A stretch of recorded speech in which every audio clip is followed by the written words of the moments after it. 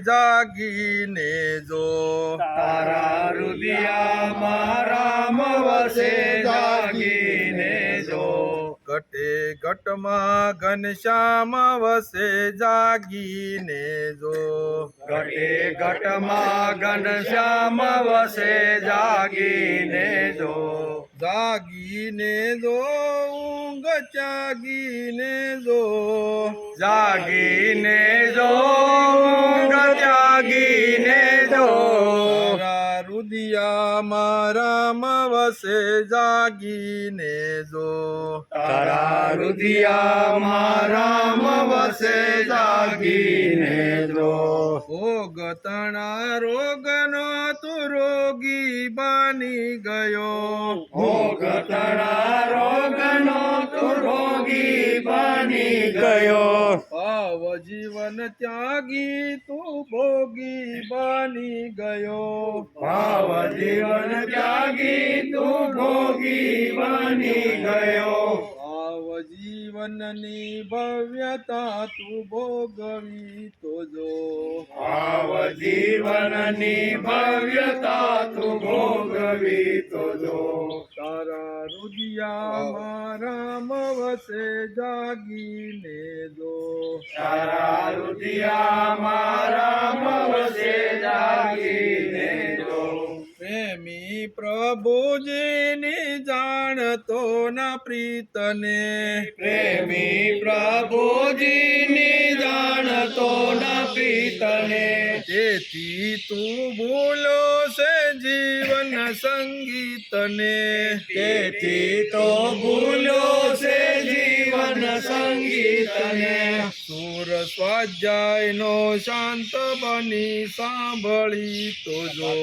સુર સ્વાધ્યાયનો શાંત બની સાંભળી તો જો તારા રુદિયામાં રામ વસે જાગીને જો તારા હૃદયમાં રામ વસ્ત્ર બની બંધાયો બંધને સ્વાર્થમાં તું ભૂલો છે સ્નેહની સુગંધને સ્વાર્થમાં તું ભૂલો છે સ્નેહની સુગંધને જીવ શિવની સુવાસ જરા મેળવી તો જો જીવ શિવની સુવાસ જરા મેળવી તો જો તારા રુદિયામાં રામ વસે જાગીને જો તારા હૃદયમાં રામ વસે જાગીને જો પ્રભુનું પ્રતીક બની આવ્યો સંસારમાં પ્રભુનો પ્રતીક બની આવ્યો સંસારમાં ભૂલો ભગવાનને તું જીવન વ્યવહારમાં ભૂલો ભગવાનને તું જીવન વ્યવહારમાં દૂર મૂકેલી માનવતા મેળવી તો જો દૂર મૂકેલી માનવતા મેળવી તો જો તારા રુદિયામાં રામ વસે જાગીને જો તારા હૃદયમાં રામ વસે જાગીને જો ઘટે ઘટમાં ઘનશ્યામ વસે જાગીને જો ઘટે ઘટમાં ઘનશ્યામ વસે જાગીને જો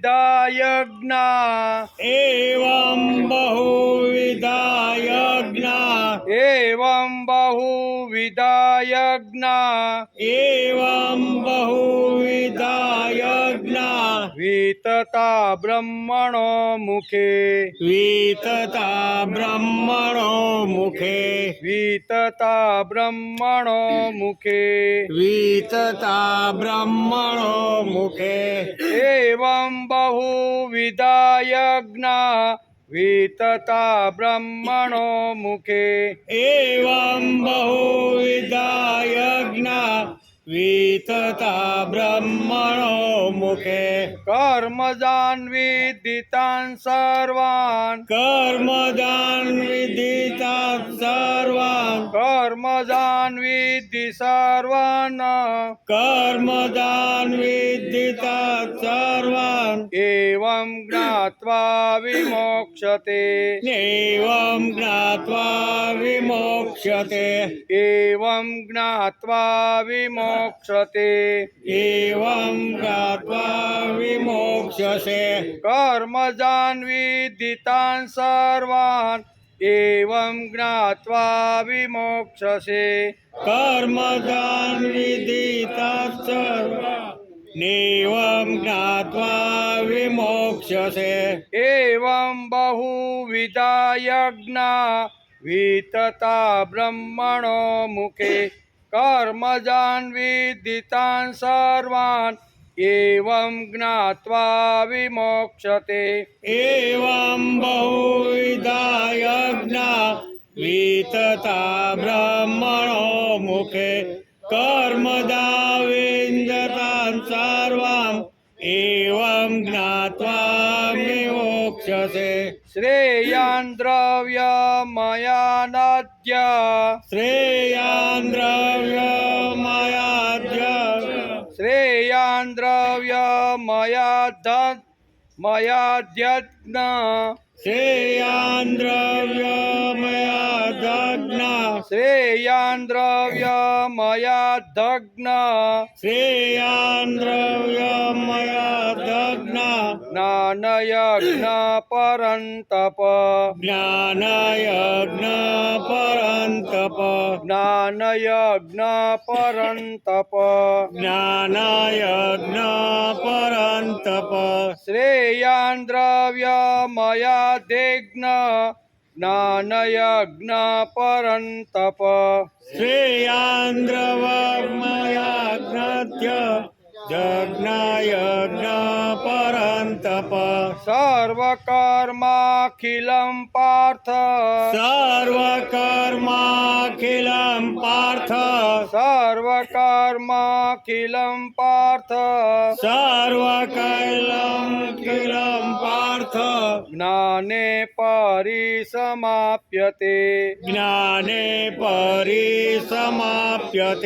ज्ञाने परिसमाप्यते ज्ञाने परिसमाप्यते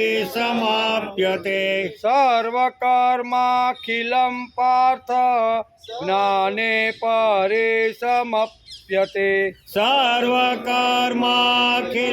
पार्थ ज्ञाने परिसमाप्यते श्रेयान् द्रव्यमयादज्ञाद्य ज्ञानयज्ञ परन्तप सर्वकर्माखिलं पार्थ ज्ञाने परिसमाप्यते श्रेयान् द्रव्यमयाद्य ज्ञानाञ्जनयज्ञ परन्तप सर्वकर्माखिलं पार्थ ज्ञाने परिसमाप्यते 33 સાથે एवं बहुविधा यज्ञा वितता ब्रह्मणो मुखे कर्मदा विदिता सर्वान् एवं ज्ञात्वा विमोक्ष्यसे श्रेयान् द्रव्यमयाद्य यज्ञानयज्ञ परन्तप सर्वकर्माखिलं पार्थ ज्ञानं परिसमाप्यते જ્ઞાને પરિસમાપ્યતે હરિ ઓમ સુદેવાસુતં દેવં કંસચાણૂરમર્દનં દેવકી પરમાનંદં કૃષ્ણં વંદે જગદ્ગુરુ ગુરુર્બ્રહ્મા ગુરુર્વિષ્ણુ ગુરુર્દેવો મહેશ્વર ગુરુર સાક્ષાત પરબ્રહ્મ તસ્મૈ શ્રી ગુરુવે નમઃ નારાયણં નમસ્કૃત્યં નરં ચૈવ નરોત્તમં દેવીં સરસ્વતી વ્યાસં તતો જયમુદીરયે તતો જયમુદીરયે.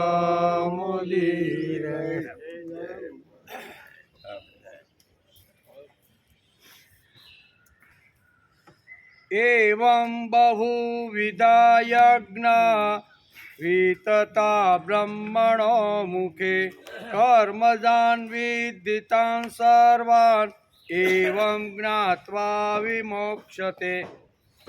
एवं એટલે આ પ્રમાણે બીજા પણ બહુવિધા એટલે અનેક જાતના યજ્ઞ એટલે યજ્ઞો બ્રહ્મણ એટલે કે વેદની મુખે એટલે વાણીમાં વિતતા એટલે વિસ્તારથી કહેવામાં આવ્યા છે.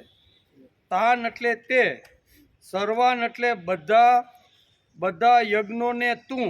આમ ભગવાન અર્જુને કે બધા યજ્ઞોને તું. કર્મજાન એટલે કર્મજન્ય જાણ. બરોબર. વિધિ એટલે જાણ એમ. એવમ જ્ઞાત્વા વિમોક્ષતે. આ પ્રમાણે જાણીને એમના અનુષ્ઠાન દ્વારા તું કર્મ બંધનથી પૂર્ણ રીતે મુક્ત થઈ જઈશ. તને કર્મનો ડર છે ને કે આ લોકોના માથા કાપીશ ને મોટું ભયંકર કર્મ કરીશ તો મને નરક મળશે, આવો તને જે ડર છે ને એ ડર ભગવાન અહીંયા અર્જુનનો કાઢવા માગે છે. ભગવાન કહે છે કર્મજાન. દરેક પ્રકારના જે યજ્ઞ છે ને એમાં કર્મજાન એટલે કર્મ જ સમજાવ્યું છે. ખાલી સાંભળવાનું નહીં, ખાલી બોલવાનું નહીં, પણ કર્મ જાન એટલે કર્મ કરીને બધા જ પાપમાંથી માણસ મુક્ત થઈ જાય છે એમ આ શ્લોકમાં કીધું. તેથી આ પ્રમાણે બીજા પણ અનેક જાતના યજ્ઞો વેદની વાણીમાં વિસ્તારથી કહેવામાં આવ્યા છે. તે બધા યજ્ઞોને તું કર્મજન્ય જાણ. આ પ્રમાણે જાણીને એમના અનુષ્ઠાન દ્વારા તું કર્મ બંધનથી પૂર્ણ રીતે છૂટી જઈશ. પછી તને કર્મ બંધન કરશે નહીં એમ ભગવાન આ શ્લોકની અંદર સમજાવે છે. આજે શ્રીમદ ભગવદ્ ગીતા ચિંતન શરૂ થયું એનો 241મો દિવસ. ગઈકાલે આપણે ચોથા અધ્યાયના 31મા શ્લોકને નમસ્કાર કર્યા. એમાં શું કીધું ભગવાને કે હે કુરુ શ્રેષ્ઠ અર્જુન, યજ્ઞમાંથી બચેલા અમૃતનો અનુભવ કરનાર યોગીજનો સનાતન પરબ્રહ્મ પરમાત્માને પામે છે. જ્યારે યજ્ઞ ન કરનાર માણસ માટે તો આ મનુષ્ય લોક પણ સુખદાયક નથી, તો પરલોક ક્યાંથી સુખદાયક થશે. એટલે યજ્ઞનું મહત્ત્વ ગઈકાલે આપણે જોતા હતા. ભગવાન કે કોઈ પણ રીતે માણસે યજ્ઞ કરવો જો યજ્ઞ કરો એટલે મારી પાસે ભગવાને જે કાંઈ શક્તિઓ આપી છે એ શક્તિ નિસ્વાર્થ ભાવે પ્રભુ કાર્યની અંદર સમર્પિત કરવી એને યજ્ઞ કહેવામાં આવે છે. તેથી અહીંયા 30 શ્લોક સુધી ભગવાને 12 પ્રકારના યજ્ઞો સમજાવ્યા. એ 12 પ્રકારના યજ્ઞો કેવી રીતે કરી શકાય અને એમાંથી કોઈ પણ યજ્ઞ માણસ જો કરે તો એ પરબ્રહ્મ પરમાત્માને પામવા માટેનો અધિકારી બની જાય છે. અને આ 12માંથી એક પણ યજ્ઞ જે કરતો નથી એને આ લોકમાં સુખ મળતું નથી, તો પરલોકમાં ક્યાંથી સુખ મળે.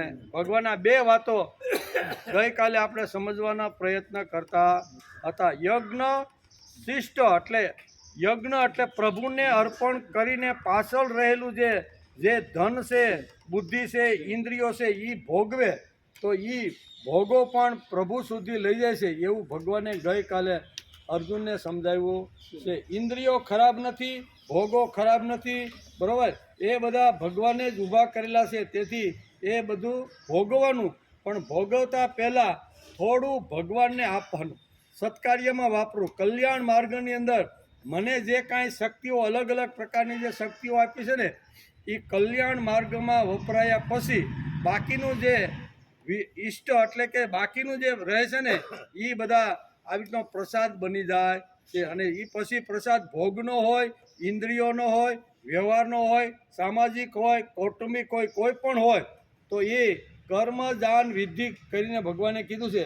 અને જે આ પ્રમાણે યજ્ઞ નથી કરતો ને, તે આ શું કહેવાય, આ જગતમાં અથવા આ લોકમાં એને સુખ પ્રાપ્ત થતું નથી, તો પરલોકમાં એને ક્યાંથી સુખ મળે? આનો વિચાર આપણે ગઈકાલે બહુ સરસ રીતે સમજવાનો પ્રયત્ન કર્યો. આજે આપણે શ્રીમદ ભગવદ્ ગીતાના 4થા અધ્યાયના અહીંયા અંતિમ જે ભગવાને જે યજ્ઞ કીધા 8 શ્લોકમાં, યજ્ઞાષ્ટકમનો છેલ્લો અંતિમ શ્લોક અને 32મો શ્લોક, એમાં અત્યાર સુધીમાં ભગવાને જે 12 પ્રકારના જે યજ્ઞો કીધા એનું અહીંયા ત્રુટક રીતે ભગવાને અહીંયા ફરીથી બધા યજ્ઞોને યાદ કરવાનો પ્રયત્ન કર્યો છે. એટલે એને આજે આપણે સમજવાના છે. અર્જુન આપણો આદર્શ છે. કેવો? અર્જુન આપણો આદર્શ છે અને કૃષ્ણ ભગવાન આપણા સહાયક છે. આ બે વાતો જો આપણા ધ્યાનમાં હશે તો શ્રીમદ ભગવદ્ ગીતાના જશે. એમ કે આ બે મહાપુરુષોને દ્રષ્ટિ સમક્ષ રાખીને આપણા જીવનને યોગ્ય રીતે ઘડવાનો પ્રયત્ન કરવો. ગીતા વાંચ્યા પછી, ગીતા સાંભળ્યા પછી આ બે મહાપુરુષો કૃષ્ણ અને અર્જુન, આ બંનેના જે કાંઈ સંવાદો છે, એના બંનેના કંઈ જે વિચારો છે, એમણે આપેલા જે કાંઈ સિદ્ધાંતો છે, એ સિદ્ધાંતોને દ્રષ્ટિ સમક્ષ જો આપણે રાખશું ને, તો આપણું જીવન 100% ઘડતર થઈ જશે, આપણો વિકાસ થઈ જશે. તેથી આ જ ગીતાની ફળશ્રુતિ છે. ગીતા વાંચ્યા પછી, સાંભળ્યા પછી એમાંથી ફળ શું મળે? ઘણીવાર ઘણા લોકો ઘણી રીતે ઘણા પછી ભાગવત હોય તો પછી પણ છેલ્લે ફળશ્રુતિ કે આ સ્કંદની અંદર આટલું આવ્યું છે, એનું જો આવી રીતનું આચરણ કરશે તો એને આ પ્રકારનું ફળ પ્રાપ્ત થશે. એમ દરેક મોટા ભાગે પુરાણોની અંદર અને ઘણીવાર છે. તો અહીંયા ગીતા પણ આ જ કહે છે કે ગીતાની ફળશ્રુતિ શું?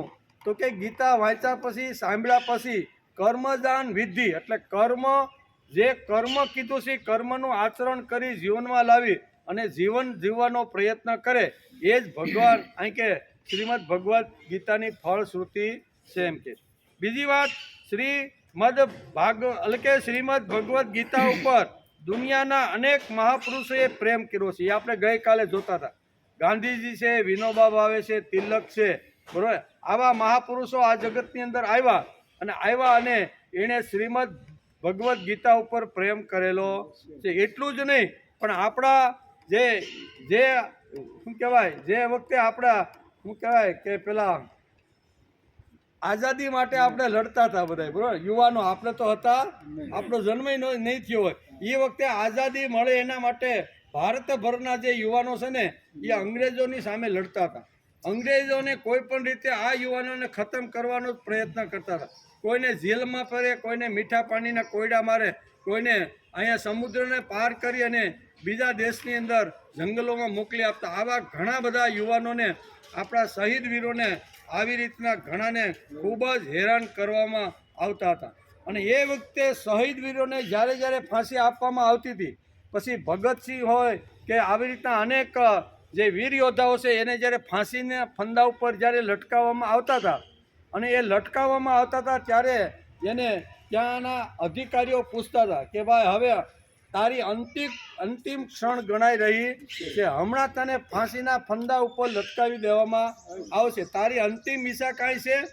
ત્યારે ભગતસિંહ જેવા નવલોહિયા યુવાન, બરોબર, થનગનતું અંદર શું કહેવાય રક્ત વેજ, એ એમ કહે છે કે વાસાંસી જીર્ણાની યથા વિહાય નવાની ગુહ્યાતી નરોપરાણી. આમ શ્રીમદ ભગવદ્ ગીતાનો શ્લોક અને ત્યાં હાજર રહેલા અધિકારીઓને કહે છે, મારી અંતિમ કોઈ બીજી ઈચ્છા નથી. વાસાંસી જીર્ણાની યથા વિહાય, તમે જો મને આ ફાંસીના ફંદા ઉપર જો લટકાવી દેશો ને, તો હું આ વસ્ત્ર બદલીને પાછો આવવાનો છું. કેવા?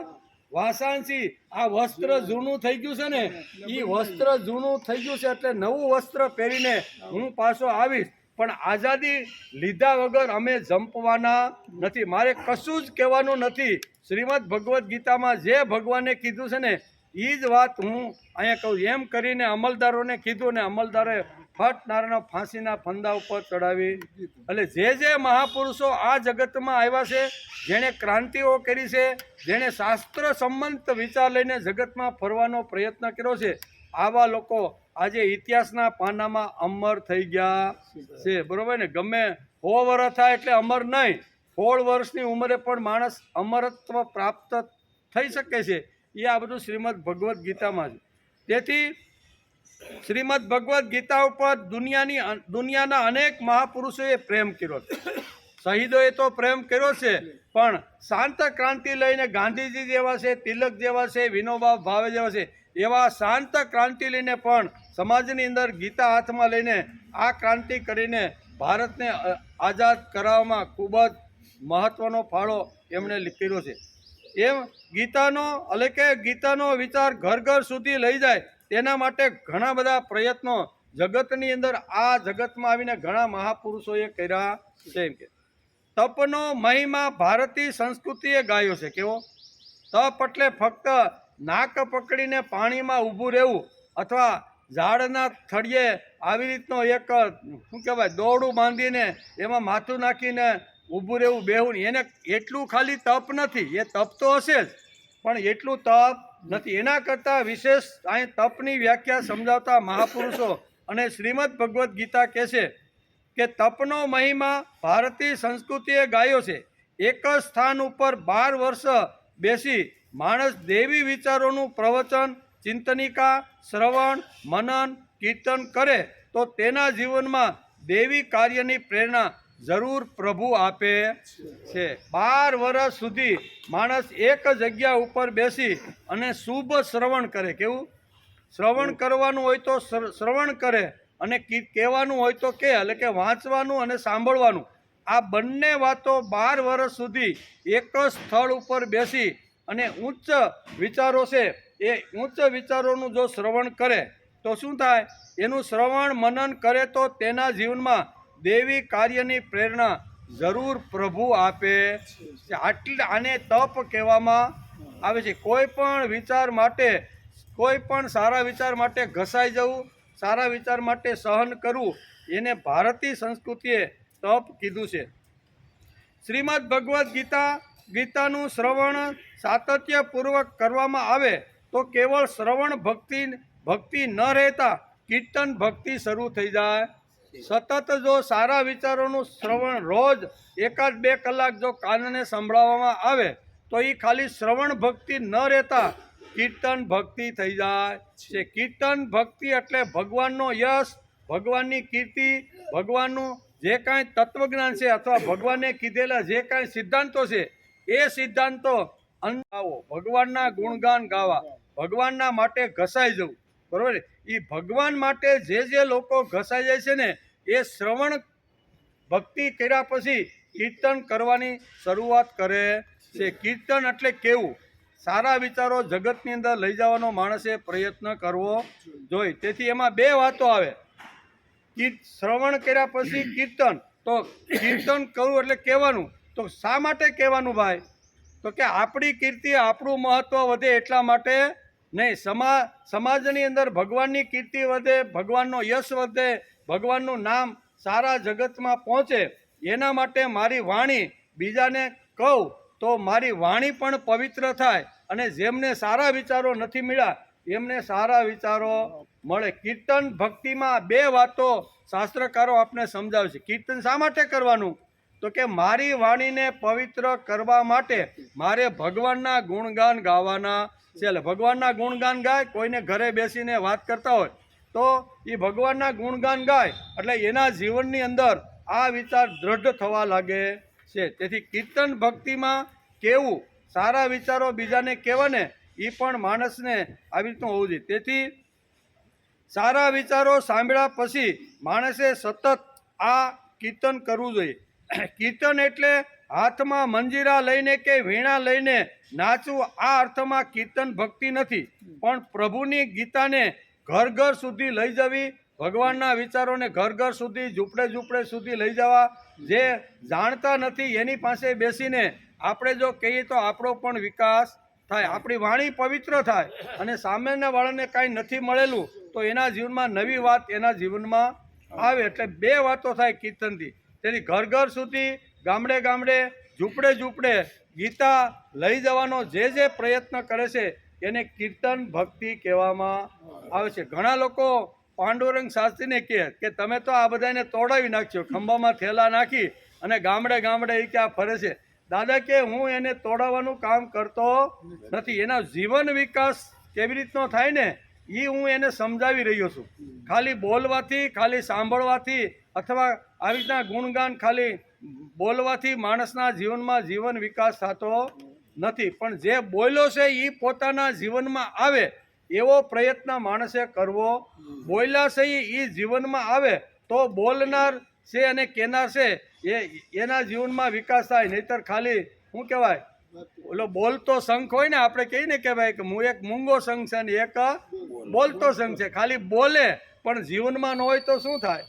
એટલે માણસના જીવનમાં આવે. તેથી શાસ્ત્રકારોએ જે કીર્તન ભક્તિની જે વાત કરી છે ને એ કીર્તન ભક્તિ સમાજના અંતિમ માણસ સુધી ભક્તિ ફેરી છે, ભાવ ફેરી છે, તીર્થયાત્રા છે. આના દ્વારા અંતિમ માણસ સુધી ગીતાના વિચારો લઈ જઈ અને પ્રામાણિક પ્રયત્ન અમે કરી રહ્યા છીએ, એમ દાદા ઘણીવાર પોતાના પ્રવચનમાં કહે. તેથી કીર્તન એટલે હાથમાં ખાલી મંજીરા લઈને કે વીણા લઈને નાચવું આ અર્થમાં કીર્તન ભક્તિ નથી, પણ પ્રભુની ગીતાને ઘર ઘર સુધી લઈ જવાની આને કીર્તન ભક્તિ કહેવામાં આવે છે. ભગવાનની ગીતાના જે ઉન્નત અને દૈવી વિચારો, ભાવપૂર્ણ જે વિચારો છે અને એ વિચારોને સમાજના અંતિમ માણસ સુધી લઈ જવાનો પ્રયત્ન કરે એને કીર્તન ભક્તિ કહેવામાં આવે છે. વૈદિક સંસ્કૃતિના જે વિચારો છે તે તેજસ્વી અને પ્રેમમય વિચારો છે. કેવા? વેદ છે, ઉપનિષદ છે, ગીતા છે, રામાયણ છે, મહાભારત છે, શ્રીમદ ભાગવતના જે 18,000 શ્લોકો છે ને આ બધા શ્લોકો કેવા છે? એક એક શ્લોકનો જો આપણે અભ્યાસ કરી તો માણસના જીવનમાં તેજ નિર્માણ કરવાવાળું છે. માણસની અંદર અસ્મિતા નિર્માણ કરે એવા આ સિદ્ધાંતો આપણા શાસ્ત્રમાં શાસ્ત્રકારોએ મૂકી દીધા છે. તેથી તેજસ્વી અને પ્રેમમય વિચારો છે તે વિચારોનું કથન કરવું એને કીર્તન ભક્તિ કહેવામાં. સદવિચારો છે, સારા વિચારો છે, જે વિચારો સાંભળ્યા પછી માણસને ઉત્સાહ, સ્ફૂર્તિ અને ચૈતન્ય મળે એવા વિચારો સમાજના અંતિમ માણસ સુધી લઈ જવાનો જે લોકો સાંભળ્યા પછી જે કથન કરે છે, કીર્તન કરે છે એને કીર્તન ભક્તિ કહેવામાં આવે છે. આગ્રી છે કાંઈ શ્રવણમ કીર્તનમ વિષ્ણુ સ્મરણમ પાદ સેવનમ. ભાગવતની અંદર પણ 9 પ્રકારની ભક્તિ અહીંયા વેદ વ્યાસે કીધી છે અને એમાં પણ પહેલી ભક્તિ કઈ કીધી તો કે શ્રવણ શક્તિ. સારા વિચારો માણસે સાંભળવા જોઈએ. પછી શ્રવણમ કીર્તનમ, પછી બીજું આવ્યું સીધું કીર્તન. બરોબર? કીર્તન એટલે સદવિચારો સાંભળ્યા છે એ બીજાને કહેવાના, એનું નામ છે કીર્તન ભક્તિ. તેથી તેજસ્વી દિવ્ય વિચારો છે તે વિચારોનું નિસ્વાર્થ ભાવે સમાજના અંતિમ માણસ સુધી લઈ જવું તેને આપણા શાસ્ત્રકારોએ કીર્તન ભક્તિ કીધી. અંતિમ માણસ સુધી જેટલી તાકાત, જેટલી શક્તિ હોય એ પ્રમાણે માણસે સદવિચારોનો પ્રચાર કરવો, સદવિચારનો પ્રચાર કરવો જોઈએ. ખાલી આપણે આપણી પાસે રાખીને તો એ બાટી જાય, બરોબર હોય ને, તો બાટવા દેવાનો નથી. આપણે ખાલી ઘર બંધ કરીને 4-5 દી બહાર જઈએ અને પછી જો ખોલીને તો આપણે મજા આવે. બધા દરવાજા ખોલીને ઝાપટીને બધું જે કાંઈ હોય તો એ બધું આવી રીતનું ન થાય એના માટે શું કરવાનું?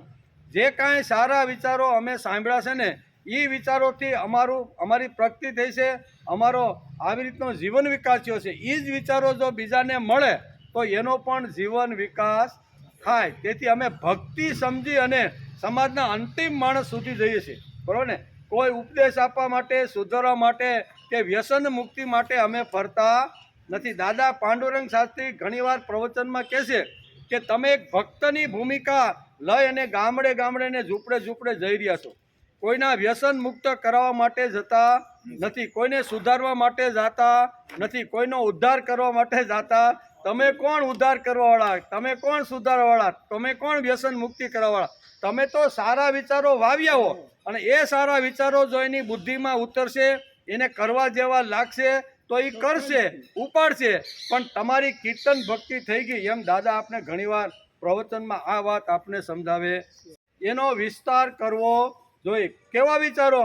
કે ભગવાનના મુખારવિંદમાંથી જે વાણી નીકળી છે, એના મુખારવિંદમાંથી જે કાંઈ શબ્દો નીકળશે ને એ વાણી પણ માણસને પવિત્ર કરી નાખે છે. તેથી શ્રીમદ ભગવદ્ ગીતાના અહીંયા 4થા અધ્યાયના 32મા શ્લોકની અંદર અત્યાર સુધી ભગવાને જે યજ્ઞાષ્ટકમ 8 શ્લોકની અંદર યજ્ઞ પ્રકરણ જે સમજાવ્યું ને એનો નિચોડ આ 32મા શ્લોકની અંદર ભગવાને મૂકી દીધો છે કે ભાઈ આની ફળશ્રુતિ શું છે. યજ્ઞ જો માણસ કરે અને જીવનમાં જો એ વિચારો લાવી અને આત્મસાત કરવાનો પ્રયત્ન કરે તો એની ફળશ્રુતિ કેવી હોય એ ભગવાને અહીંયા 4થા અધ્યાયના અહીંયા 32મા શ્લોકની અંદર 8 શ્લોકનો જે નિચોડ હતો ને એ નિચોડ આ શ્લોકમાં મૂકી દીધો છે. એમ કરી અને ભગવાન અર્જુનને કહે છે, શું કહે છે? એવં બહુવિધા યજ્ઞા વિતતા બ્રહ્મણો મુખે કર્મ જાન્વી દિતાન સર્વાન એવં જ્ઞાત્વા વિમોક્ષતે. બહુ સરસ રીતે ભગવાન આ શ્લોકની અંદર અર્જુનને શું કે ધ્યાનમાં રાખીને માનવ જાતને આ શ્લોક કહે છે. આવા બીજા પણ અનેક જાતના યજ્ઞો વેદની વાણીમાં વિસ્તારથી કહેવામાં, વેદની વાણીની અંદર આવા વિસ્તારથી ઘણા બધા પ્રકારના યજ્ઞો કહેવામાં આવ્યા છે. હે અર્જુન, મેં તો તને મુખ્ય 8 પ્રકારના યજ્ઞો અહીંયા કીધા છે. એ સિવાય વેદોમાં પણ ઘણા બધા યજ્ઞોનો વિસ્તારથી વિચાર કરવામાં આવ્યો છે. એ સર્વને તું મન, ઇન્દ્રિયો અને શરીરની ક્રિયા દ્વારા એટલે સંપન્ન થનારા જાણે. હે અર્જુન, તું આ બધી જે ઇન્દ્રિયો છે ને, મન, બુદ્ધિ, ઇન્દ્રિયો, શરીર અને એ ક્રિયા દ્વારા એને સંપન્ન કરવાનો તું પ્રયત્ન કર. મનથી સંપન્ન કર, બુદ્ધિથી સંપન્ન કર, 5 જ્ઞાનેન્દ્રિય, 5 કર્મેન્દ્રિય ને 11 જે મન છે એ મન દ્વારા પણ તું આ યજ્ઞ સંપન્ન કર એમ ભગવાન આ શ્લોકની અંદર કહે છે.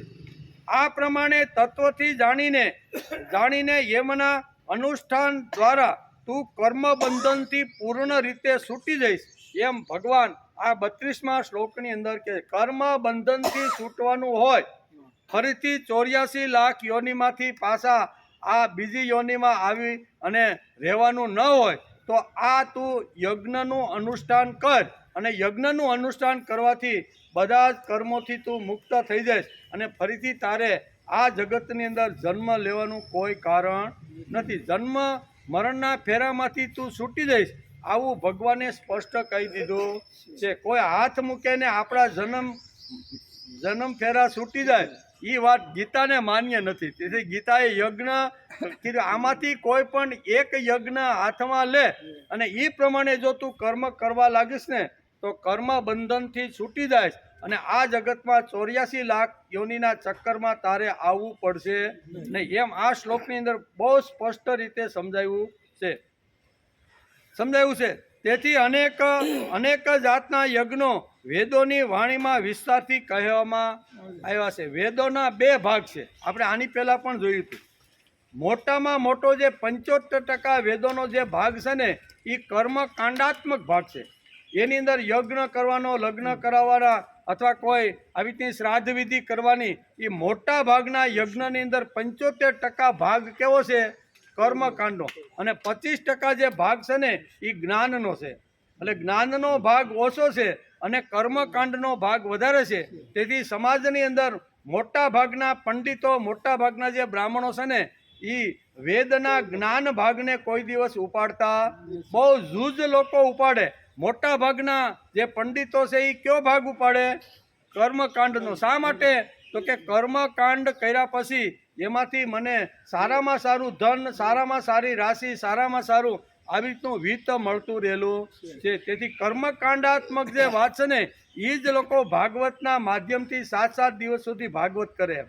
ગીતાનું સાંભળ્યું છે ભાઈ? ગીતાના આવી રીતના આ 1 મહિનો અથવા 8 દિવસ સુધી ગીતાનું પારાયણ, ગીતાનો અભ્યાસ કરવા માટે કોઈ પંડિતો મંડપ નાખીને બેઠા એવું લગભગ આપણે જોવા મળશે મોટા ભાગે જોવા શું મળે કા ભાગવત ને કા નનવાન પારાયણ બેસાડી છે, બરોબર ને?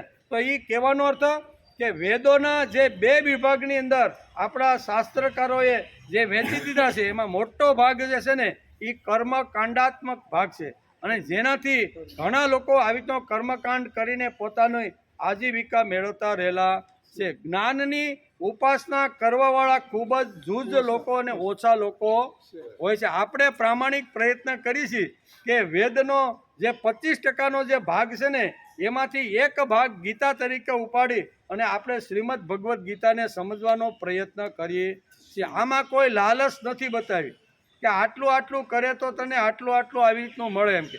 અહીંયા તો કર્મજાન વિધિ પાર્થ એવું કરીને, હે પાર્થ, આ બધા જ યજ્ઞો કર્મજાન એટલે કર્મ જ સમજાવે છે. કર્મ કર્યા વગર આ જગતમાં કોઈને કાંઈ મળવાનું નથી. પછી આદિ ભૌતિક હોય, આદિ દૈવિક હોય કે આધ્યાત્મિક હોય, કોઈ પણ પ્રકારનું કર્મ અને કોઈ પણ પ્રકારના માં વિકાસ જો કરવાનો હોય તો કર્મ વગર શક્ય નથી. પુરુષાર્થ એવું ભગવાન આ શ્લોકોની અંદર અહીંયા સમજાવવાનો પ્રયત્ન કરે છે. બીજી વાત કે અનેક જાતના યજ્ઞો વેદોની વાણીમાં વિસ્તારથી કહેવામાં આવ્યા છે.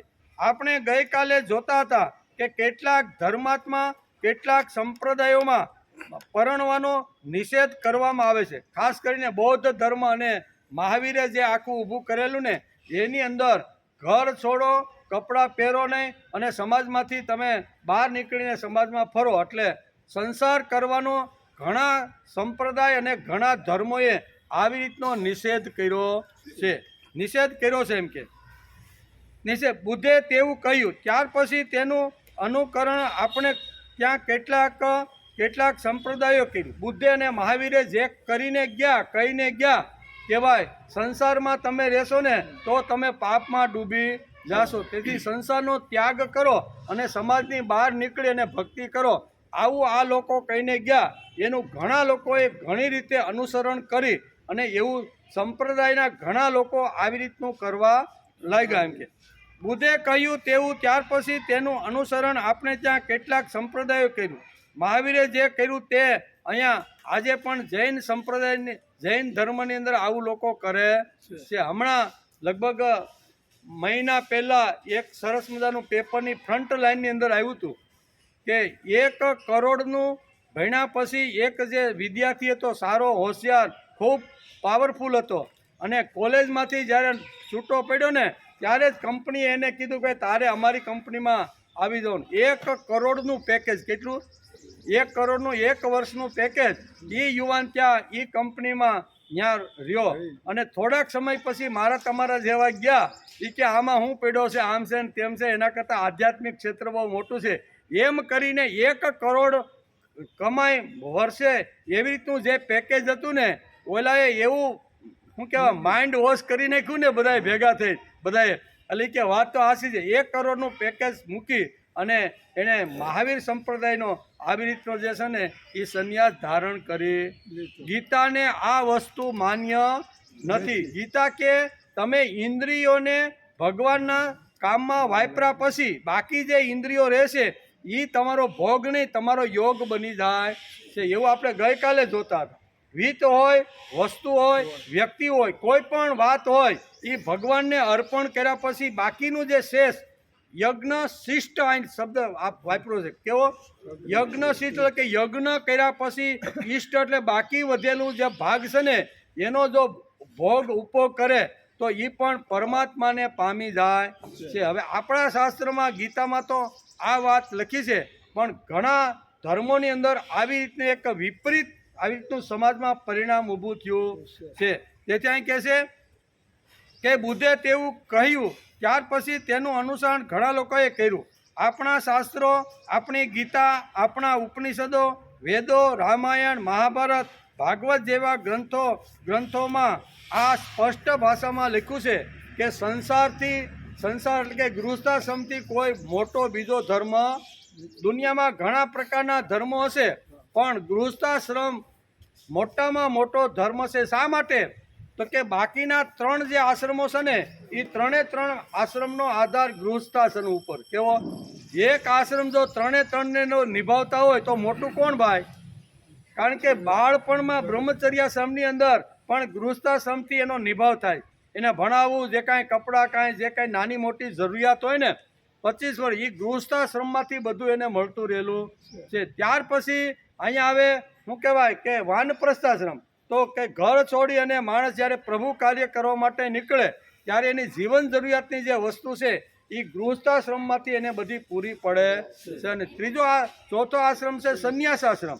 એ આશ્રમ ધારણ કર્યા પછી પણ એણે ગૃહસ્થીનો આશરો લેવો પડે છે. એટલે સંન્યાસ આશ્રમ હોય, વાનપ્રસ્થાશ્રમ હોય કે બ્રહ્મચર્યાશ્રમ હોય, આ ત્રણનો આધાર ગૃહસ્થાશ્રમ ઉપર છે. તેથી મોટામાં મોટો કોઈ જગતની અંદર જો કોઈ પવિત્રમાં પવિત્ર, દિવ્યમાં દિવ્ય કોઈ આશ્રમ હોય ને તો એ ગૃહસ્થાશ્રમ છે. ગૃહસ્થાશ્રમમાં રહીને જે લોકો ભક્તિ કરતા હોય છે ને એની સામે વાંકા વળીને 2 હાથ જોડીને તમે એને પગે લાગો, એને નમસ્કાર કરો. શા માટે?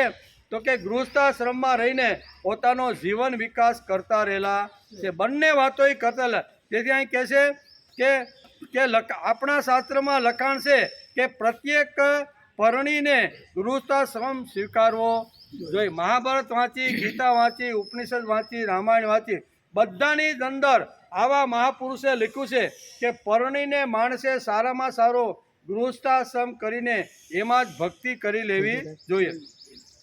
બ્રહ્મચર્યાશ્રમમાંથી સીધો સંન્યાસ લેવાની આપણા શાસ્ત્રમાં મનાય છે. ઋષિઓએ પણ ગૃહસ્થાશ્રમ સ્વીકારેલો છે. વશિષ્ઠ, યાજ્ઞવલ્ક જેવા મહાન ઋષિઓ પણ ગૃહસ્થાશ્રમ સ્વીકાર્યો છે.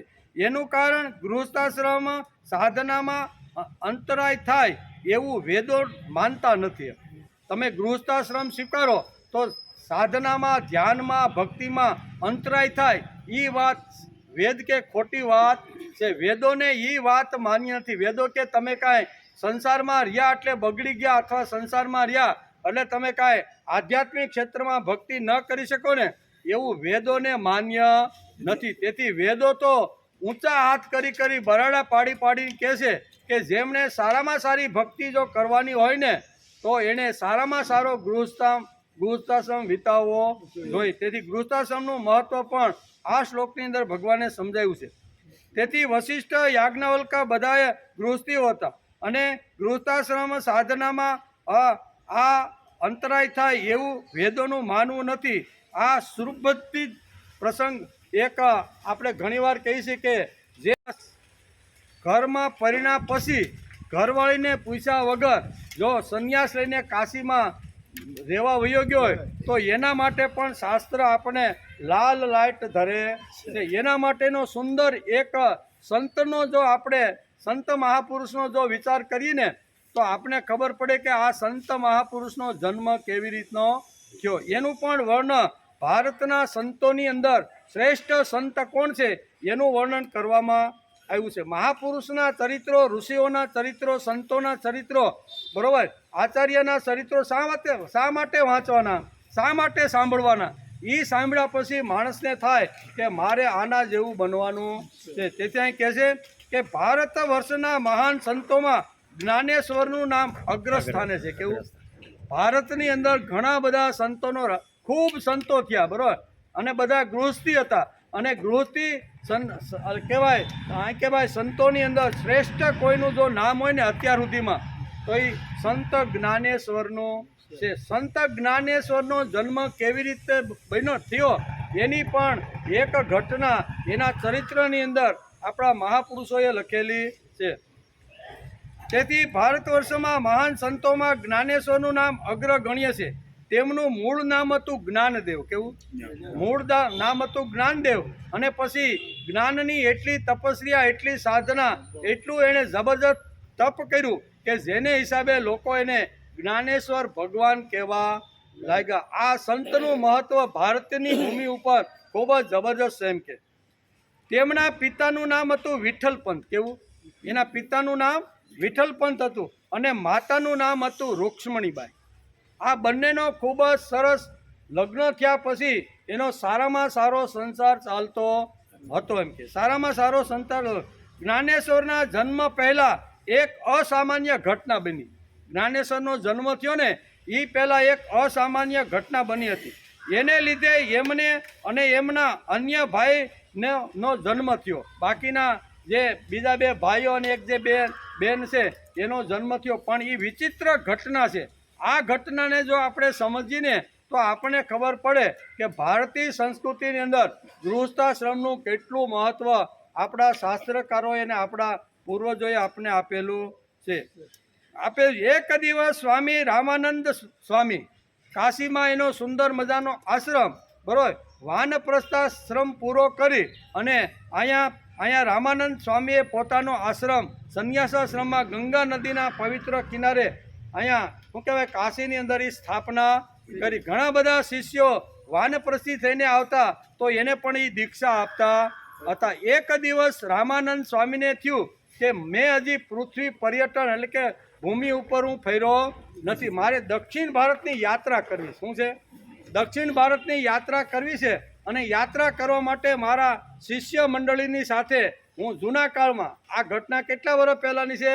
600 વર્ષ પહેલાંની. ત્યારે કદાચ આટલા બધા વાહનોની સગવડતા નહીં હોય, તેથી હાલીને બધાને જવાનું. તેથી અહીંયા રામાનંદ સ્વામી છે એણે નક્કી કર્યું કે આપણે દક્ષિણ ભારતની અંદર રામેશ્વર સુધી જેટલા તીર્થસ્થાનો છે ને એમાં બધા આપણે દર્શન કરવા માટે જાય. કાશીમાંથી આ સંઘ ઉપડ્યો અને ધીમે ધીમે આગળ વધતા એ મહારાષ્ટ્રની ભૂમિ ઉપર આવ્યો. ત્યારે ગામના અનેક લોકો એમના દર્શન કરવા માટે આવ્યા. આ આખી જે મંડળી હતી ને, એક ગામમાં રાત રોકાય, સત્સંગ કરે, બધાને પ્રભુથી છૂટા પડેલા હોય ને પ્રભુ તરફ વાળવાનો પ્રયત્ન. આમ સત્સંગ કરતાં સારા વિચારો કરતાં આ સાધુની જે મંડળી છે ને એ દક્ષિણ ભારત તરફ આગળ વધતી હતી. એક આળંદી નામનું મહારાષ્ટ્રનું એક ગામ છે. એ ગામની અંદર આ ફરતા આ સંઘ ઘણા સમયે ઘણા દિવસે આવ્યો. એમ કે આમના અનેક લોકો એમના દર્શન કરવા અને આશીષ લેવા માટે આવ્યા. આ રીતે રૂક્ષ્મણીબાઈ પણ બ્રાહ્મણ હતા. કોણ? રૂક્ષ્મણીબાઈ બ્રાહ્મણ હતા અને એ મહિલા દર્શન કરવા માટે આવી. તેમણે દૂરથી 2 હાથ જોડીને પ્રણામ કર્યા. સ્વામી રામાનંદે આશીષ આપ્યા કે પુત્રવતી ભવ, અખંડ સૌભાગ્યવતી ભવ. એમ અહીંયા રૂક્ષ્મણીને અહીંયા આશીર્વાદ આપ્યા. આ સાંભળી રૂક્ષ્મણીબાઈ હસી પડ્યા. રૂક્ષ્મણી હસી પડ્યા અને સ્વામીને કહેવા લાગ્યા કે સ્વામીજી, તમે મને જે આશીર્વાદ આપ્યા છે તે સંભવ નથી. તમે મને કીધું કે પુત્રવતી ભવ, તો એ વસ્તુ શક્ય નથી. આમ રૂક્ષ્મણીબાઈએ રામાનંદ સ્વામીને 2 હાથ જોડીને આ વાત તેને સમજાવી. સ્વામીજીએ પૂછ્યું, કેમ સંભવ નથી? મારા આશીર્વાદ આપેલા કોઈ નિષ્ફળ જતા નથી. જ્યાં રહું છું, જ્યાં નમસ્કાર કરવા માટે આવે એને હું આવી રીતના અષ્ટવતી સૌભાગ્યવતી ભવ કરીને આશીર્વાદ આપું છું. અને તું 2 ડગલા પાછળ હટીને એમ કહેશો કે સ્વામી તમારા આશીર્વાદ મારી ઉપર કામ કરશે નહીં, તમારા આશીર્વાદ મારા ઉપર સફળ થશે નહીં. સ્વામી વિચાર કરવા લાગ્યા કે રૂક્ષ્મણીબાઈ આવી રીતનું શા માટે બોલે છે. સ્વામીજીએ પૂછ્યું, કેમ સંભવ નથી? રૂક્ષ્મણીબાઈએ કહ્યું કે મારા પતિ તો મને પૂછ્યા વગર સંન્યાસી બની ગયા છે અને કાશીની નગરીમાં કોઈ આશ્રમમાં રહે અને એ પોતાની સાધના કરે છે. એટલે મારા પતિ જો અહીંયા ન હોય તો મને કોઈ દિવસ પુત્ર પ્રાપ્તિ થાય. જૂના કાળની સ્ત્રીઓ આદિત્ય કાંઈ વાંધો નહીં, ભલે ની કાશીમાં ગયા, આ રગડા જેવો બીજો છે ને બાજુમાં, એની હારે આપણે પરણી જવા. આજની વાતો તો કદાચ આ કરત, પણ આ રૂક્ષ્મણીબાઈ પતિવ્રતા સ્ત્રી હતી. એણે કીધું તમે જે આશીર્વાદ આપ્યો ને એ સફળ થશે નહીં. મારા પતિ આવી રીતનો સંન્યાસનો વેશ ધારણ કરી અને કાશીની અંદર એક આશ્રમની અંદર આવી રીતની કરે છે. આ સાંભળી રામાનંદ સ્વામી ચમકી ગયા. મેં આશીર્વાદ આપ્યો અને આ એમ કહે છે કે મારો પતિ તો એ કે કાશીની અંદર જતો રહ્યો છે. ચમકા, કેમ કે તેમનો આશ્રમ પણ ગંગા નદીના કિનારે જ હતો. કેનો? રામાનંદ સ્વામીનો આશ્રમ પણ ગંગા નદીના કિનારે હતો. તેથી અહીંયા રામાનંદ સ્વામી ચમકી ગયા. રૂક્ષ્મણીને રામાનંદ સ્વામીએ પૂછ્યું, આપેલી કે તને પૂછ્યા વગર વહી ગયા? એ કે મને પૂછ્યું નથી. રાતના 12 વાગે ઘર છોડી અને એ તો અહીંથી જતા રહ્યા છે. મને પૂછ્યા વગર એણે સંન્યાસ ધારણ કરી લીધો છે એવું મેં મારા કાનથી સાંભળેલું છે. તો એમ અહીંયા રૂક્ષ્મણીબાઈ કહે છે, ના મારી મરજી નહોતી છતાં તેઓ બળજબરીથી આવી તો ઘર છોડીને સંન્યાસ એને ધારણ કરી લીધો છે. એટલે કે રૂક્ષ્મણીને રામાનંદ સ્વામીએ પૂછ્યું કે તારા પતિને સંન્યાસ લેવાની તે રજા નહોતી આપી છતાં ગયા? તો કે હા, એ મને પૂછ્યા વગર રાતના 12 વાગે ઘર છોડીને ચાલ્યા ગયા છે.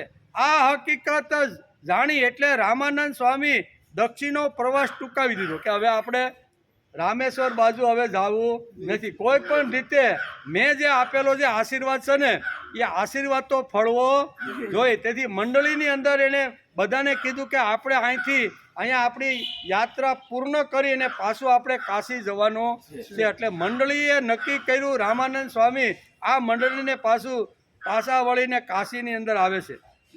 આ હકીકત જાણી એટલે સ્વામી રામાનંદે દક્ષિણનો પ્રવાસ ત્યાં જ પડતો મૂકી દીધો અને કાશી આવ્યા. એમણે ત્યાં વિશેષ પૂછપરછ બધા આશ્રમોની અંદર કરી કે અહીંયા આવી રીતનો મહારાષ્ટ્રમાંથી અહીંયા કોઈ એક માણસ આવી અને સંન્યાસ લીધો છે, કયા આશ્રમમાં એ સાધના કરે છે, એમ કરીને રામાનંદ સ્વામીએ પોતાના શિષ્યો દ્વારા આજુબાજુમાં બધે તપાસ કરાવી. એના પરથી ખ્યાલ આવ્યો કે એમના આશ્રમમાં રહેતો ચૈતન્યાશ્રમ નામનો એનો શિષ્ય જ આ મહિલાનો પતિ વિઠ્ઠલપંત પોતે જ છે. કે હું બધે તપાસ કરતાં ખબર પડી કે અહીંયા તો નામ એણે ચૈતન્યાશ્રમ રાખી દીધું. કેવું? અહીંયા રામાનંદ પાસે આવી નામ કાંઈક જુદું ધારણ કર્યું અને ખોટું બોલી અને જે કાંઈ પ્રશ્ન પૂછ્યા, સંન્યાસ લેતી વખતે ગુરુ મહારાજ એને ઘણું બધું પૂછતા હોય કે ભાઈ તારે કોઈ પણ પ્રકારની સંસારમાં તને આસક્તિ છે કે ના, મને કોઈ પ્રકારની આસક્તિ નથી. તને તારા પરિવારજનો, તારા કુટુંબીજનો, તારા પત્નીએ તને સંન્યાસ લેવાની તને છૂટ આપી છે. આવા અનેક પ્રકારના આવી રીતના પ્રશ્નો જે વખતે દીક્ષા લેવાની હોય ને એ વખતે ગુરુ મહારાજ એને પૂછતા હતા. એટલે અહીંયા રામાનંદ સ્વામીએ આવા ઘણા પ્રશ્ન ચૈતન્યાશ્રમ જે વખતે શું કહેવાય ગૃહસ્થ છોડીને સંન્યાસ લેવા આવ્યો ત્યારે ઘણા બધા પ્રશ્ન પૂછ્યા અને એમાં એ જ પ્રશ્ન પૂછ્યો હતો કે ભાઈ તું ઘરની પરવાનગી લઈ તું પરણેલો હોય તો તારી સ્ત્રીએ, તારી પત્નીએ તને સંન્યાસ લેવાની છૂટ આપી છે? એટલે ખોટું બોલીને હા કીધી કે ભાઈ મારી પત્નીએ મને સંન્યાસ લેવાની, એમ કરીને એને દીક્ષા આપી અને એના આશ્રમમાં રાખી દીધો. અને પછી આ મંડળી આવી હતી દક્ષિણ ભારતની યાત્રા કરવા.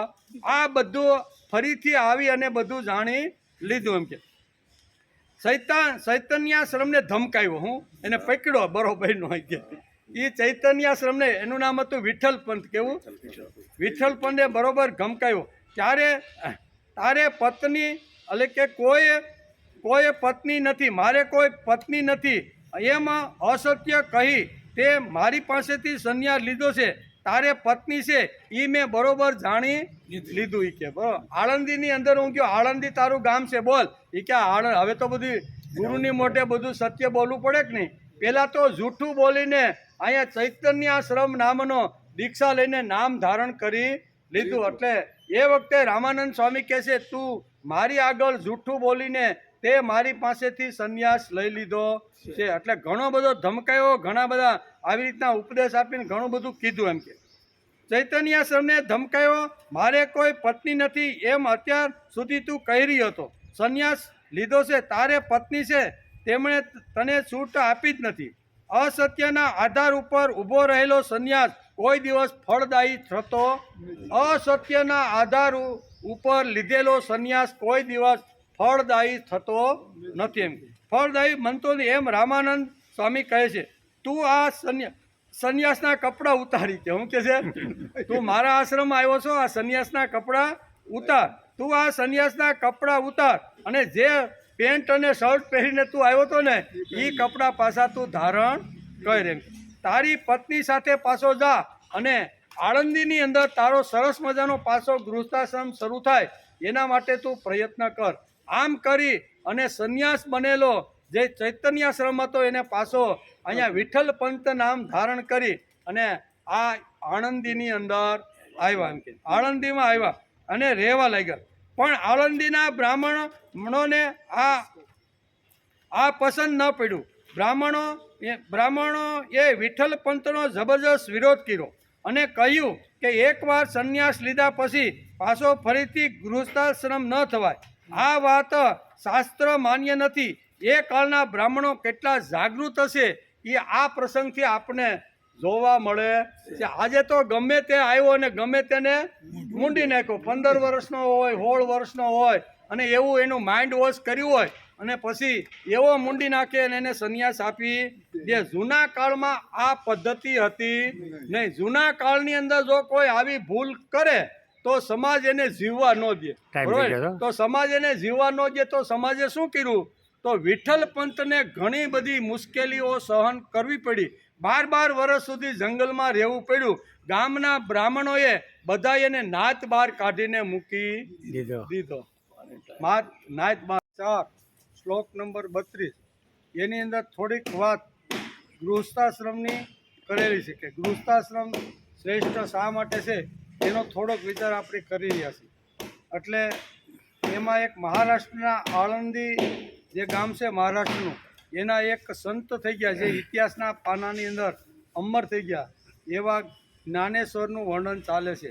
તો એનો જન્મ કેવી રીતનો વિચિત્ર રીતે થયો છે એનું વર્ણન પહેલાં આપણે જોવું પડે અને પછી ખબર પડે કે આ સંત આવી રીતના મહાન કેમ થયા છે. વાત હાલે છે આવી રીતના ગામની અંદર, આળંદી ગામની અંદર વિઠ્ઠલ પંત નામ ધારણ કરી અને ફરીથી આવી રીતનો સંસાર વ્યવહાર કરવા લાગ્યા. બ્રાહ્મણોને ખબર પડી એકવાર ચૈતન્યાશ્રમ નામનો સંન્યાસી બની અને ફરીથી પાછો ગૃહસ્થીના વેશ ધારણ કરીને ગૃહસ્થાશ્રમ કરવા માટે આવ્યો છે. તેથી ગામના બધા લોકોએ ખૂબ વિરોધ કર્યો. વિરોધ કરી અને એને નાયતની બહાર કાઢી નાખ્યો. નાયતની અંદર કોઈ પણ જગ્યાએ કંઈ પણ કામ માટે જાય તો આ રૂક્ષ્મણીબાઈ અને વિઠ્ઠલ પંતને કોઈ વસ્તુ કોઈ આપે નહીં. સમાજે ત્રાહીમામ આ દંપતીને કરી મૂક્યું. કોઈ જગ્યાએ ભાવ નહીં, કોઈ જગ્યાએ હાજર નહીં. કોઈ વસ્તુ લેવા માટે જાય, કોઈ પણ ખેતીના કરો, બધી જગ્યાએ આ લોકોએ અગવડ ઊભી કરી દીધી. એટલે વિચાર કરે છે હવે જીવનમાં શું કરવાનું. તેથી આવી રીતના બંને રૂક્ષ્મણી અને વિઠ્ઠલ પંત નામના બંને ગૃહથી છે વિચાર કર્યો ગામમાં આપને કોઈ રહેવા દેતું નથી. ગામમાં આપને નાયતની બહાર કાઢી નાખ્યા છે. સમાજમાં આજુબાજુ એવો પ્રચાર કર્યો છે કે આ બંને આવે તો એને તમારો પડસાયો લેવાનો ને આટલું બધું આજુબાજુ હવે શું કરવાનું.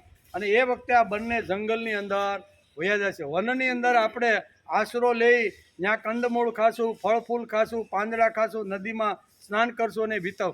આમ કરતાં કરતાં 12 વર્ષો વીતી ગયા. કેટલા? 12 વર્ષ વીતી ગયા. અને 12 વર્ષ વીતા પછી આ કે 12 વર્ષ વીતા પછી આ સમય દરમિયાન એમને ત્યાં નિવૃત્તિનાથ, જ્ઞાનદેવ, સોપાનદેવ અને મુક્તાબાઈ આ 4 સંતાનો એને જંગલમાં થયા. કેટલા? 4 સંતાનો થયા. એ 4 સંતાનોનું ભરણ પોષણ કરી અને વિચાર કરે છે કે હવે હું પણ વૃદ્ધ થઈ ગયો છું, ફરીથી આળંદી ગામમાં મારા ગામમાં જાઉં અને બ્રાહ્મણોને 2 હાથ જોડીને કહું કે અમારા બાળકો હવે યજ્ઞોપવિત ધારણ કરવાની ઉંમરે પહોંચી ગયા છે. અમે ભલે જે કાંઈ ભૂલ કરી હશે તે, પણ આ બાળકોએ શું ગુનો. આમ કરી અને અહીંયા વિઠ્ઠલ પંત અને રૂક્ષ્મણીબાઈ પોતાના 4 બાળકોને લઈ અને આળંદી ગામની અંદર આવે છે. બ્રાહ્મણોને હાથ જોડી અને વિઠ્ઠલ પંત વિનંતી કરે છે કે અમારો મોટો દીકરો જે નિવૃત્તિનાથ છે ને એ યજ્ઞોપવિત ધારણ કરવાની ઉંમરે આવી ગયો છે. અમે ભલે ભૂલ કરી હશે પણ તમે આ બાળકને યજ્ઞોપવિત આપો. યજ્ઞોપવિતનું મહત્ત્વ કેટલું છે એ 600 વર્ષ પહેલાં આપણે ખબર પડે કે યજ્ઞોપવિત ધારણ કરવાની વાત કરી. બ્રાહ્મણો કે તે બહુ મૂર્ખાઈ કરી છે, ખૂબ ભૂલ કરી છે. આ કોઈ દિવસ તે કરેલું જે પાપ છે ને એ પાપ કોઈ દિવસ ધોવાય નહીં. ત્યારે વિઠ્ઠલ પંત અને રૂક્ષ્મણીબાઈ હાથ જોડીને કહે છે કે આના માટે જો કાંઈ પ્રાયશ્ચિત હોય તો તમે મને સમજાવો. એમ આળંદી ગામના બ્રાહ્મણોને કહે છે પણ અમારા બાળકોએ શું ગુનો કર્યો છે. ત્યારે બધા જ બ્રાહ્મણો નાયતના ભેગા થયા અને બ્રાહ્મણોએ કીધું એક અવાજે કે તમારે જો પ્રાયશ્ચિત કરવું હોય તો એનો એક જ રસ્તો છે અને એ રસ્તો એટલે તમારા દેહને વિસર્જન કરી નાખો. અહીંયા વિઠ્ઠલ પંત વિચાર કરે છે કે મારા બાળકોનું ભવિષ્ય સારું થતું હોય, કલ્યાણ થતું હોય ને તો આ દેહ હવે તો જર્જરિત થઈ ગયો છે. તેથી ગંગા યમુના અને સરસ્વતીના ત્રિવેણી સંગમ ઉપર અહીંયા આવે છે અને વિઠ્ઠલ પંત અહીંયા જળ સમાધિ લે છે. પાછળ રૂક્ષ્મણીબાઈ આવી રીતના સમાધિ લઈ અને પોતાનું જીવન ટૂંકાવી નાખે છે. બાળકો નિરાધાર થઈ ગયા. બાળકો નિરાધાર થયા પછી ફરીથી આણંદી ગામના બ્રાહ્મણોને કીધું કે હવે મારા પિતાએ અને માતાએ પ્રાયશ્ચિત કરી નાખ્યું છે, હવે તમે મને યજ્ઞોપવીત આપો. ત્યારે અહીંયા ગામના બ્રાહ્મણો કહે છે કે અમે તને શુદ્ધિપત્ર આપી શકીએ નહીં. શુદ્ધિપત્ર આપ્યા વગર યજ્ઞોપવીત અપાય નહીં. પેઠણ ગામ છે, ત્યાં બ્રાહ્મણોને અધિકાર અમે બધાએ ભેગા થઈને મંડળ સ્થાપી અને ત્યાં એના બ્રાહ્મણને એક પ્રમુખ બનાવ્યા છે. એ જો તમને શુદ્ધિપત્ર આપે અને એ શુદ્ધિપત્ર લઈને તમે અમારી પાસે જો આવો ને તો અમે તમને યજ્ઞોપવીત આપી.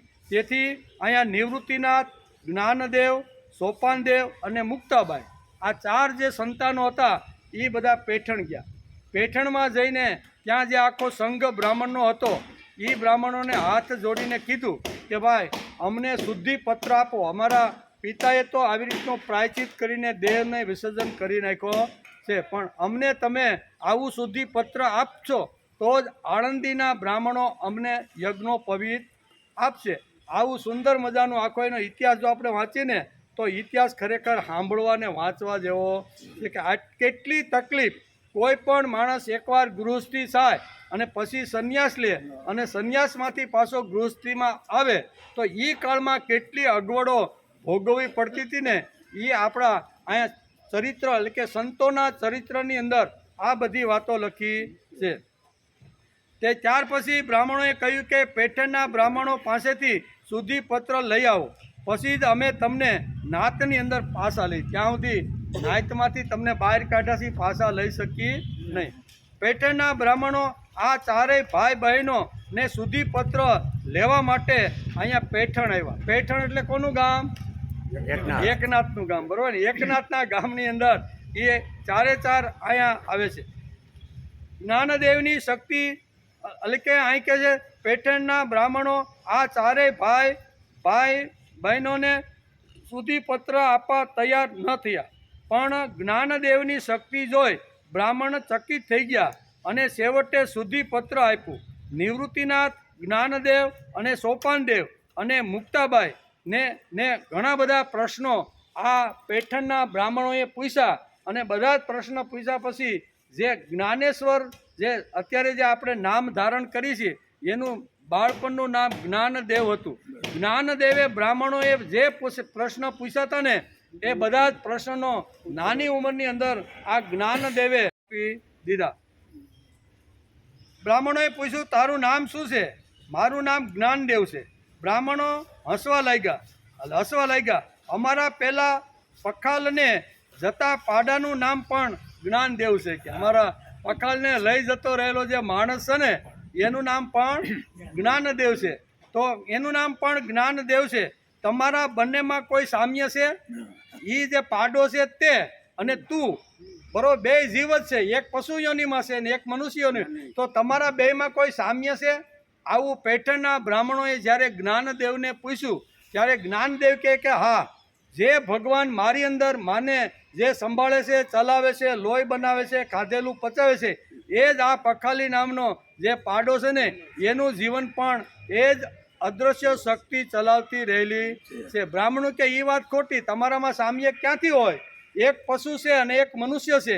એ કે ના ના, અમારા બેમાં જીવ શક્તિ એક જ છે, ભગવાન એક જ છે. એ શું કહેવાય પશુ યોનિમાં છે અને હું સૌ મનુષ્ય, પણ અમારી બેયનું સામ્ય એક જ. એ કે હોય નહીં કે બરાબર. એમ કરી અને હાથમાં સાબુક લીધો. આ બ્રાહ્મણોએ હાથમાં સાબુક લઈ અને પાડાને 4 સાબુક ફટકાર્યા. કેવા? વાહાની અંદર જે પખાલી પાડો લઈને જતો હતો એનું નામ પણ જ્ઞાનદેવ હતું. એને 4 સાબુક માર્યા અને પછી બ્રાહ્મણોએ એને કીધું કે ભાઈ જો તમારું સામ્ય હોય તો આ પાડાને મારેલા જે ચાબુક છે ને એ તમારા વાહામાં ભરોળ હોવી જોઈએ. એ ક્યાં હોય જ, અમારે બે એક જ છે. જે શક્તિ એને સંભાળે છે એ શક્તિ મને સંભાળે. કપડાં કાઢીને વાહામાં જોયું તો 4 ભરોળ અહીંયા જ્ઞાનદેવના વાહામાં ઉછળી આવી હતી. બ્રાહ્મણો ચકિત થઈ ગયા કે પાડાને મારેલા કોયડા, પાડાને કરેલો પ્રહાર, એ જ પ્રહાર આ નાના એવા જ્ઞાનદેવના વાહની અંદર બરોબર 16 ઉઠી ગઈ છે. એટલે આ એક વાત જાણી અને અહીંયા પેઠણના બ્રાહ્મણોને લાગ્યું કે આ ભલે નાનો એવો બાળક છે પણ આની અંદર કંઈક તત્વ અને સત્વ રહેલું છે. બીજી વાત કીધી કે ભાઈ તું જો વેદનો અભ્યાસુ હો, વેદ જો સંપૂર્ણ રીતે તે જાણ્યા હોય બરોબર, તો બધા માણસો વેદ બોલી શકે? તો કે આ જો પ્રામાણિક પ્રયત્ન કરી અને જો અભ્યાસપૂર્વક એનું જો આવી રીતનું સ્મરણ મનન કરવામાં આવે ને તો દરેક વ્યક્તિ પણ આ રીતે કામ કરી શકે છે. તો કે અમારો જે પાડો છે ને એ પાડાને તું વેદ મંત્ર બોલાવી દે ને તો અમે તને શુદ્ધિપત્ર આપીએ, ને કે શુદ્ધિપત્ર મળે. કોને બોલાવવાના? પાડાના મોઢેથી આવી રીતના વેદ મંત્ર બોલાવવાના, અને એ જો તું બોલાવી આપ તો તમને ચારેય ભાઈ બહેનોને અમે શુદ્ધિપત્ર લખી આપીએ, નકર અમે તને શુદ્ધિપત્ર.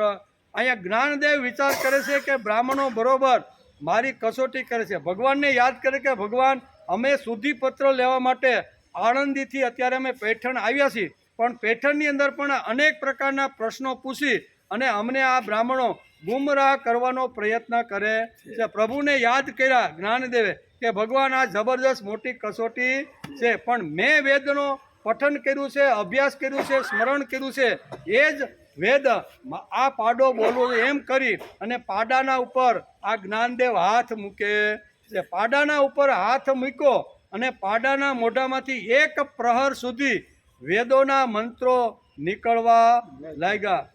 હરિ ઓમ આમ કરીને એક મંત્ર જેમ માણસ બોલે ને એ રીતે પાડો આ રીતના મંત્ર બોલવા. બ્રાહ્મણો ચકિત થઈ ગયા કે અમે આ શું જોઈ રહ્યા છીએ કે આટલી ઉંમરની અંદર અહીંયા મનુષ્ય તો વેદો વાંચી શકે, બોલી શકે, પારાયણ કરી શકે, ઉચ્ચાર કરી શકે, પણ આ પશુ પણ 1 પ્રહર સુધી વેદના મંત્રો બોલતો રહ્યો.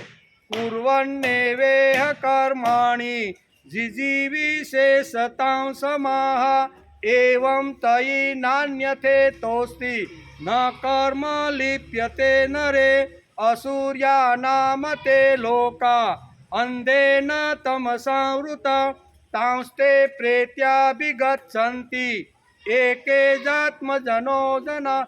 આમ કરીને એક મંત્ર પાડાના મોઢામાંથી 1 પ્રહર સુધી નીકળ્યા. બ્રાહ્મણો ચકિત થઈ ગયા અને આ બધા ચમત્કારો જોઈ અને બ્રાહ્મણોએ શુદ્ધિપત્ર લખી આપ્યું. કહેવાનો અર્થ કે એકવાર જો માણસ ભૂલ કરે અને ભૂલ કર્યા પછી કેટલું સહન કરવું પડે એ સંતોના ચરિત્રમાંથી આપણને સાંભળવા અને જોવા મળે છે. તેથી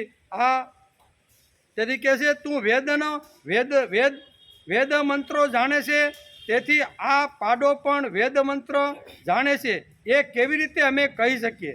તું એના મોઢેથી વેદ મંત્રો બોલાવ તો અમે માનીએ કે તું સાચો વેદ મંત્રનો અધિકારી કે જ્ઞાની છો. અને એ વખતે અહીંયા શું કહેવાય, જ્ઞાનદેવે પાડા ઉપર હાથ મૂક્યો ને 1 પ્રહર સુધી. એવું આપણું બહુ સરસ એનું આપણું ચરિત્ર વાંચીએ ને તો આ બધી વાતો એમાં છે. આ સુધી પુત્ર લઈને નિવૃત્તિનાથ, જ્ઞાનદેવ, સોપાનદેવ અને મુક્તાબાઈ પેઠણની અંદરથી એટલે કે પેઠણમાંથી આણંદી પહોંચી ગયા. બરાબર ને? બધું શુદ્ધિપત્ર આવું બધી ઘટનાઓ ઘણી બધી ઘટી. અહીં તો 1-2 પ્રસંગનું આપણે વર્ણન કરીએ છીએ. બ્રાહ્મણોએ અનેક પ્રકારના એના આવી રીતની પરીક્ષાઓ લીધી. બધી જ પરીક્ષાઓમાંથી 4 ભાઈ બહેન પસાર થઈ ગયા અને આણંદી આવ્યા. અને આણંદીએ જે બ્રાહ્મણો દ્વારા જેનો તિરસ્કાર કરવામાં આવ્યો હતો, જ્ઞાતિ બહાર કાઢવામાં આવ્યા હતા ને, એ બ્રાહ્મણોએ પાછા 4ને પોતાની જ્ઞાતિની અંદર સમાવી લીધા. એમ કે એટલે નામમાં સ્વીકાર કર્યો. એટલે કે ચાંગદેવ નામનો એક એ વખતે હઠયોગી માણસ હતો. કેવો? ખૂબ જ મોટો એક હઠયોગી. એ કાળની અંદર એક ચાંગદેવનો નામનો એ પોતાની જાતને કહે છે કે મેં તો આખા વિશ્વ ઉપર વિજય પ્રાપ્ત કરી લીધો છે. સિંહ અને વાઘ જેવા ક્રૂર પ્રાણીને પણ મેં કબજામાં લીધું છે. મારા કબજાની હઠયોગથી મેં પ્રાપ્ત કરી લીધા. એટલે હઠયોગ શ્રેષ્ઠ છે એવું એ કાળમાં માનતો હતો.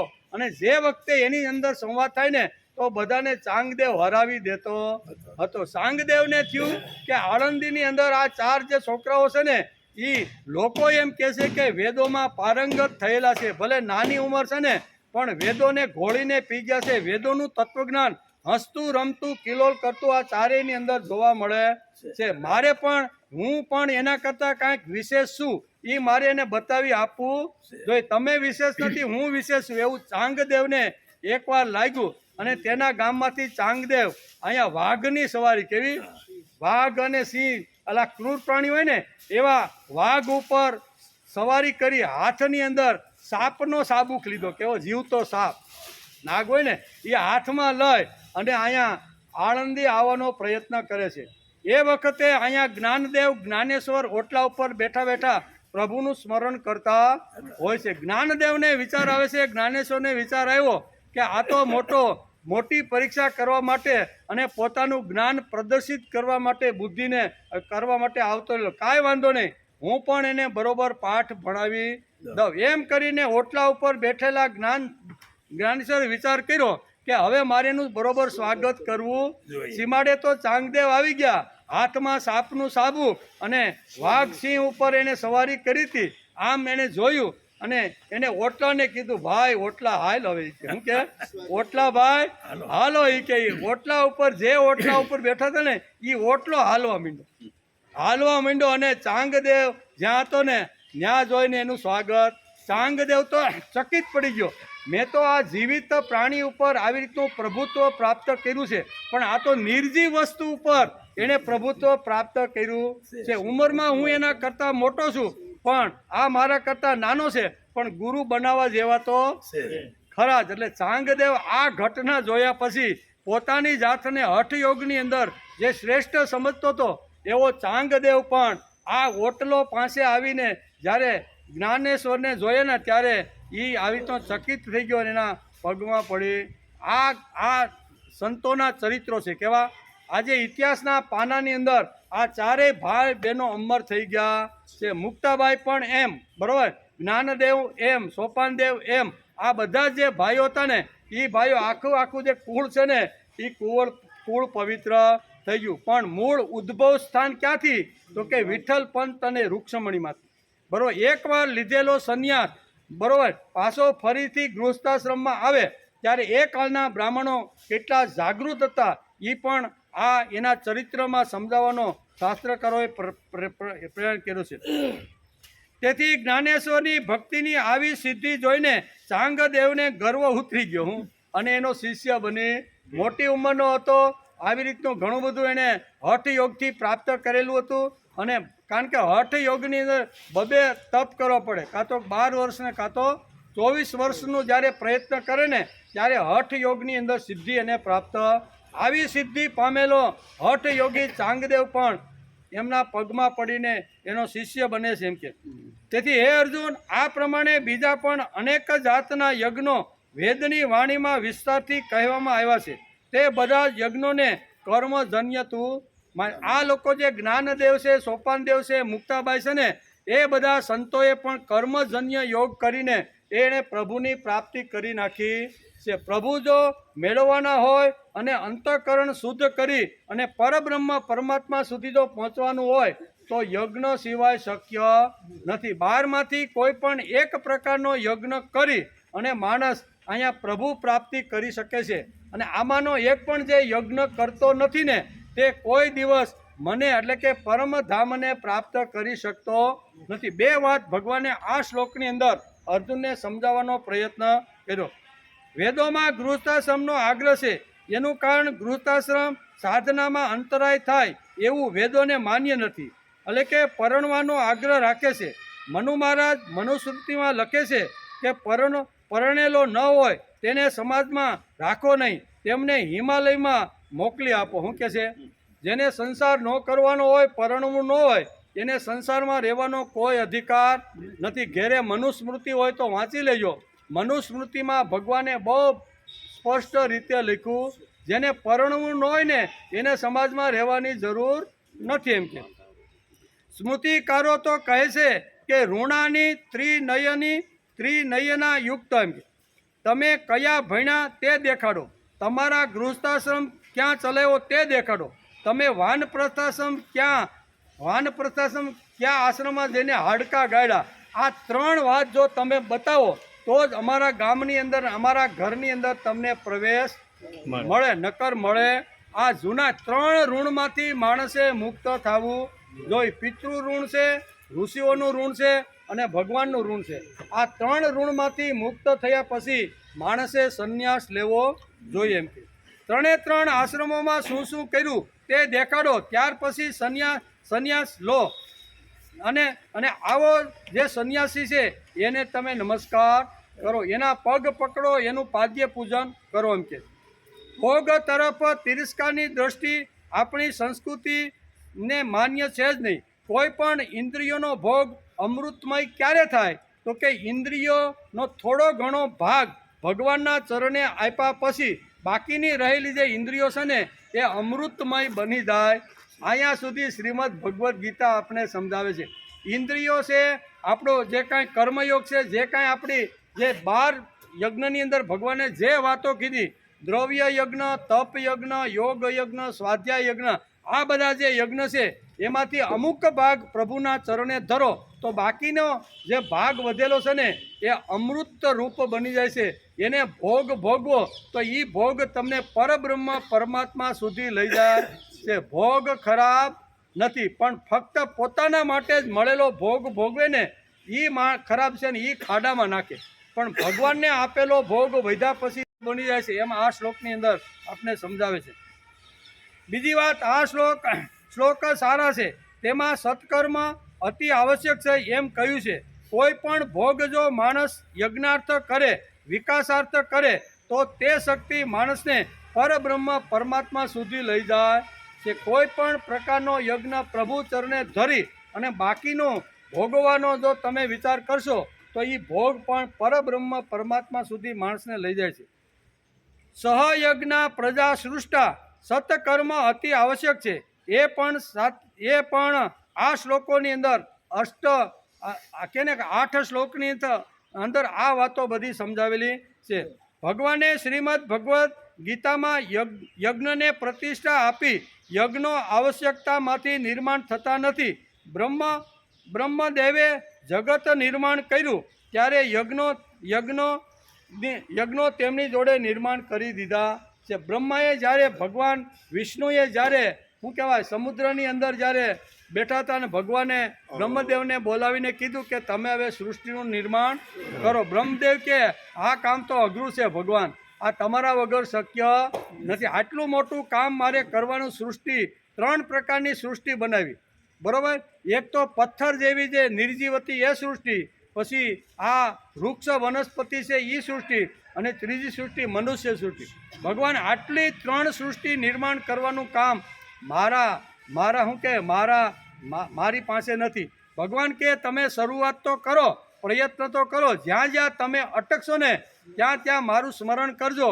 એટલે આ બધી સૃષ્ટિનું સારું સર્જન બ્રહ્માએ શરૂઆત કરી, અને એમાં સૃષ્ટિનું સર્જનની સાથે યજ્ઞોને પણ આવી રીતના સર્જન કરી દીધા. આ યજ્ઞો કેવળ વિચારોને આધીન ન થતા કૃતિને આધીન થવા જોઈએ. આપણા જીવનનો 1/3 ભાગ ભગવાન પર ચઢાવવાનો છે, બરાબર. આપનું જે જીવન છે, દ્રવ્ય છે, જે કાંઈ ભગવાને આપને શક્તિ આપી છે ને એમાંથી 3જો ભાગ ભગવાન ઉપર ને 2 ભાગ આપણે ભોગવો તો કાંઈ વાંધો નથી. પણ બધું પૂરેપૂરું જો હજમ કરી જાય ને તો ભગવાન કે આ તો ચોર છે. હું કે મેં જે આપેલા જે ભોગો છે એ ભોગો મને ન આપતા એ પોતે એકલો જે હવન કરી જાય છે, ભોગવે છે ને, આ તો મોટામાં મોટો ચોર છે. આ ગીતા કહી શકે, બરાબર. આપણે તો ખાલી લખેલું એનું વાંચન કરી શકીએ. આને ત્રિદલ કહેવાય. કેવું? 1/3 એટલે એક વસ્તુના 3 ભાગ કરીએ એને ત્રિદલ કહેવામાં આવે છે. એટલે માણસનું બાળપણ, માણસની યુવાની અને માણસનું વૃદ્ધત્વ, આને ત્રિદલ આપણા શાસ્ત્રોએ કરે કીધું છે. આને ત્રિદલ કહેવાય. 3 પાંદડાનું બીલી પત્ર જોઈએ, તૂટેલું ન ચાલે. જીવનમાં 3 દલો છે.